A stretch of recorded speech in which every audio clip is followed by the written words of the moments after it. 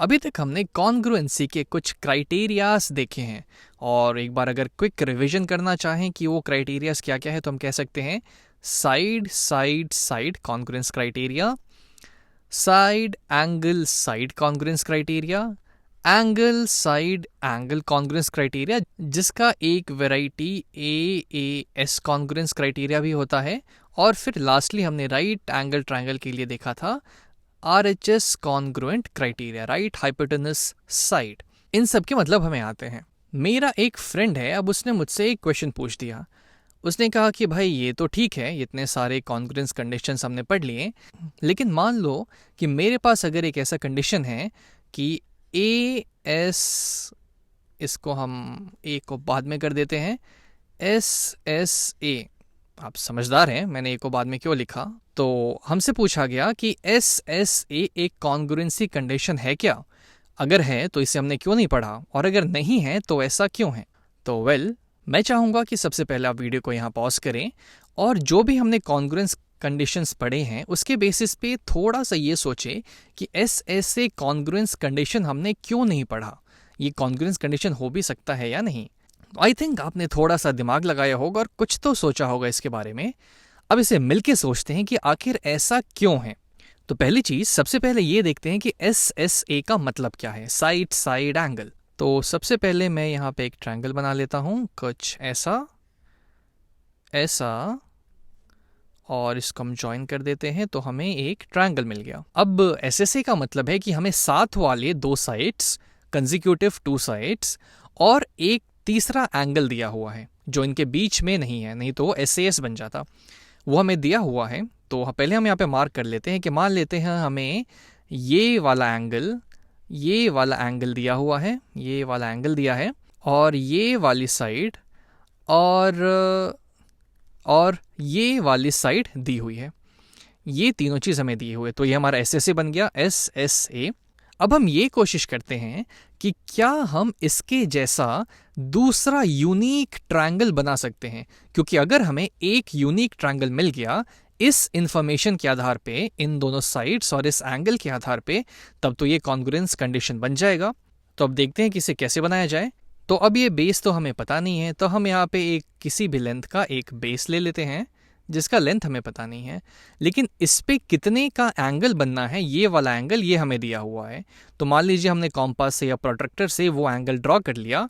तो मान लेते हैं कि हमने इस एंगल पे एक ऐसी लाइन ड्रॉ कर दी, अब ये साइड की लेंथ भी हमें दी हुई है, तो हम एक कॉम्पास लेके उतने लेंथ का आर्क यहाँ पे कट कर सकते हैं ऐसे, और फिर फाइनली हमें ये भी लेंथ दी हुई है, तो हम कॉम्पास पे इतनी दूरी का एक आर्क लेंगे, यहाँ पे उसका एक पॉइंट रखेंगे और उससे एक आर्क इस लाइन को कट करते हुए बनाएंगे। अब जिस पॉइंट पे वो कट हो जाएगा उसको इससे ज्वाइन कर देंगे, तो हमें एक ट्रायंगल मिल जाएगा जो कि इसके जैसा कॉन्ग्रुएंट होगा। यहाँ पे हम क्लैरिटी के लिए सारे चीज़ें मार्क कर लेते हैं। ये एंगल हमें पता है, ये साइड भी हमें पता है, और ये दूसरी साइड भी हमें पता है। तो ये दोनों ट्रायंगल तो आपस में कॉन्ग्रुएंट हो गए और हमें एक यूनिक ट्रायंगल मिल गया। अब देखते हैं कि दिक्कत कहाँ पे हो रही है, क्यों हमने SSA को एक कॉन्ग्रुएंस कंडीशन नहीं बनाया था, वो हम अब देखते हैं। तो ये बात तो अब तक समझ में आ गई कि हमने एक ट्रायंगल बना लिया, लेकिन मेरा क्वेश्चन ये है कि क्या हमें सिर्फ एक ही ऐसा ट्रायंगल मिल सकता है। इसके लिए हम थोड़ा सा यहाँ पे देखने की कोशिश करते हैं। मैं यहाँ से ये वाली साइड हटाता हूँ, ये वाली साइड यहाँ से हम हटाते हैं। अब इस लाइन की लेंथ फिक्स है, मैं इसका ओरिएंटेशन थोड़ा सा चेंज करने की कोशिश करता हूँ। मैं इसे थोड़ा सा घुमाता हूँ, इसे थोड़ा सा हम घुमाते हैं, कुछ ऐसे कर देते हैं, और इसे यहाँ पे डालने की कोशिश करते हैं। अब ये तो भाई कुछ और ही ट्रायंगल मिल गया हमें। हमने तो इस साइड की लेंथ तो चेंज की ही नहीं, लेकिन इसको हमने थोड़ा सा ओरिएंटेशन इसका बदल के, थोड़ा सा इसको अलग तरीके से झुका के, सेम लेंथ पे हमें एक दूसरा ट्रायंगल मिल गया जो कि एकदम इसके जैसा नहीं है, और हमारे दिए हुए साइड लेंथ और ये एंगल एकदम सेम है, उसमें हमने कोई भी चेंज नहीं किया है। तो अब तो मुझे दो ट्रायंगल्स मिल गए।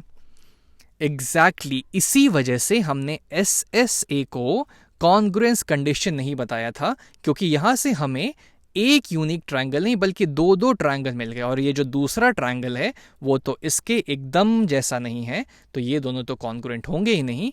इसीलिए SSA जो है कॉन्ग्रुएंस कंडीशन नहीं बना। चलिए एक और छोटा सा एग्जांपल ले लेते हैं। मान लेते हैं मेरे पास कुछ ऐसा ट्रायंगल है, ये यहाँ पे एक दूसरा, और इसको मैंने इससे जॉइन कर दिया तो मुझे एक ट्रायंगल मिल गया। अब ये ट्रायंगल हमारे पास है जिसमें हमें इसके दो साइड्स और एक एंगल दी हुई है।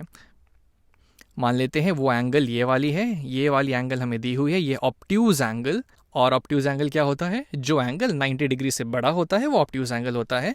ये वाली साइड का लेंथ मान लेते हैं हमें दिया हुआ है, और इस वाली साइड का लेंथ भी हमें दिया हुआ है। अब क्या इस इंफॉर्मेशन के आधार पे हम एक यूनिक ट्रायंगल बना सकते हैं? तो चलिए बना के देखते हैं। हमें ये बेस नहीं पता तो हम किसी भी लेंथ का एक बेस बना लेते हैं। यहाँ पे किसी भी लेंथ का हमने एक बेस बना लिया, लेकिन ये एंगल हमें पता है। अब हम प्रोट्रैक्टर या फिर कॉम्पास का यूज़ करके इस एंगल पे एक लाइन खींच सकते हैं। यहाँ पे ऐसे इतनी बड़ी लाइन खींच सकते हैं। तो चलिए वो हमने खींच दी। ये लेंथ हमें पता है, तब हम कॉम्पास पे इतने बड़े लेंथ का एक आर्क लेंगे और फिर यहाँ पे उसको कट कर देंगे, क्योंकि ये लेंथ तो हमें दी हुई है। अब ये पॉइंट जो है एक्चुअली में ये वाली पॉइंट है। अब यहाँ से यहाँ तक ये लेंथ हमें दी हुई है, तब हम आर्क पे उतने विड्थ का ये लेंथ सेट करके यहाँ पे उसका एक पॉइंट रखेंगे, और जहाँ पे भी ये कट करेगा उसे कट कर देंगे, और फाइनली हम इस पॉइंट को इस पॉइंट से जॉइन कर देंगे।